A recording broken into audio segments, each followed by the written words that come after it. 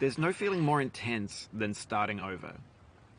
If you deleted your homework the day before it was due, as I have, or if you left your wallet at home and you have to go back after spending an hour in the commute. If you won some money at the casino and then put all your winnings on red but it came up black.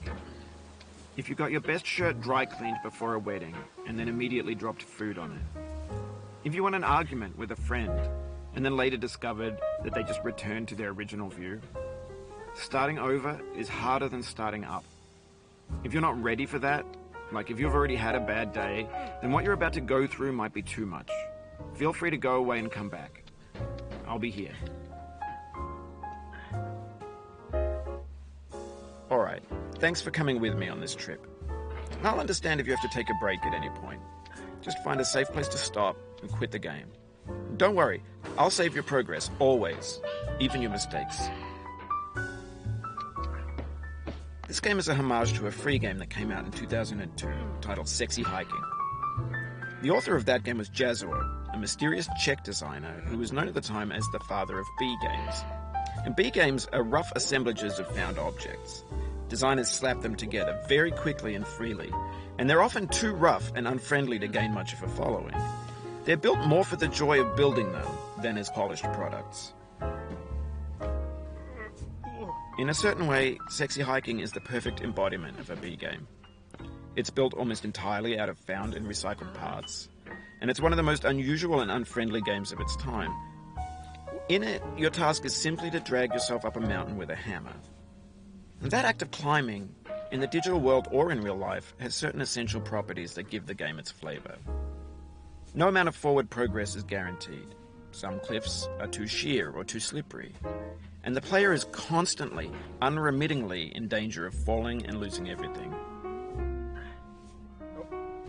Anyway, when you start Sexy Hiking, you're standing next to this dead tree that blocks the way to the entire rest of the game. It might take you an hour to get over that tree, and a lot of people never got past it. You prod and you poke at it, exploring the limits of your reach and your strength, trying to find a way up and over.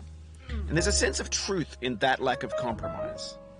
Most obstacles in video game worlds are fake. You can be completely confident in your ability to get through them once you have the correct method or the correct equipment or just by spending enough time. In that sense, every pixelated obstacle in Sexy Hiking is real. The obstacles in Sexy Hiking are unyielding, and that makes the game uniquely frustrating. But I'm not sure Jazuo intended to make a frustrating game. The frustration is just essential to the act of climbing, and it's authentic to the process of building a game about climbing. A funny thing happened to me as I was building this mountain.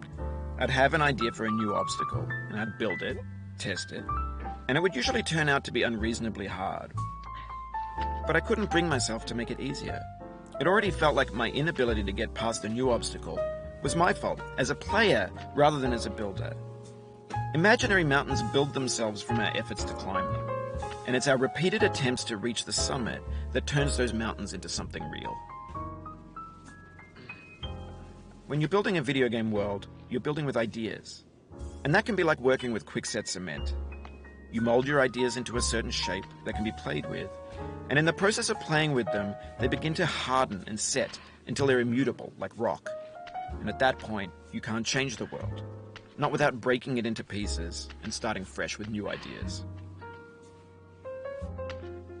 For years now, people have been predicting that games would soon be made out of prefabricated objects, bought in a store and assembled into a world.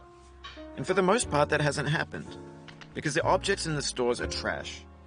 I don't mean they look bad or that they're badly made, although a lot of them are.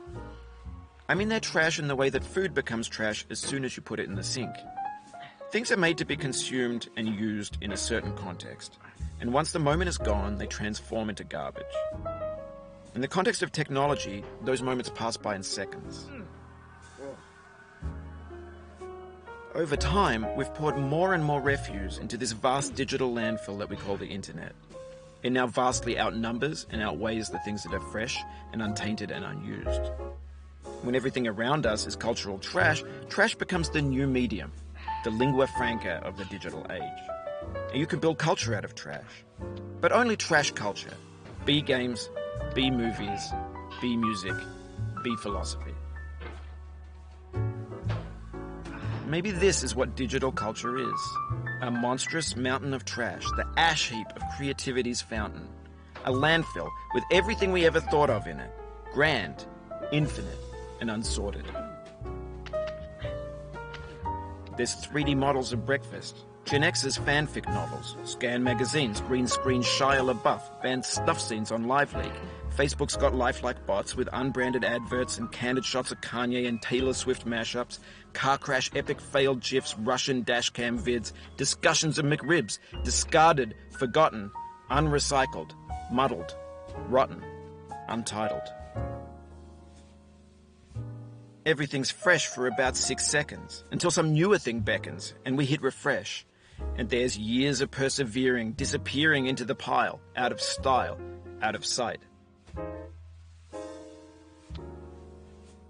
In this context, it's tempting to make friendly content that's gentle, that lets you churn through it but not earn